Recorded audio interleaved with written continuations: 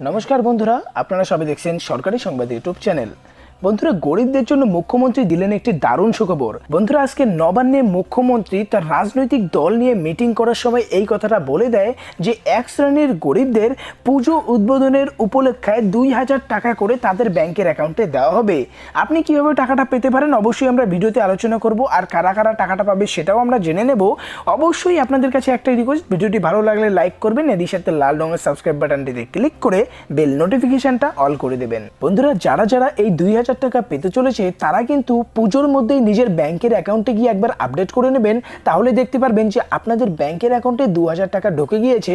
আর এরই সাথে এখানে একটাই শর্ত রাখা হয়েছে, আপনাদের ব্যাংকের অ্যাকাউন্টে কিন্তু অবশ্যই আপনার আধার কার্ড আর মোবাইল নম্বরটা লিঙ্ক থাকতে হবে, তবেই টাকাটা পাবেন। বন্ধুরা, মুখ্যমন্ত্রী পরিষ্কার করেই বলে দেন যে 1 লক্ষ গরিব হকারদের ব্যাংকের অ্যাকাউন্টে 2000 টাকা করে ভাতা দেওয়া হবে।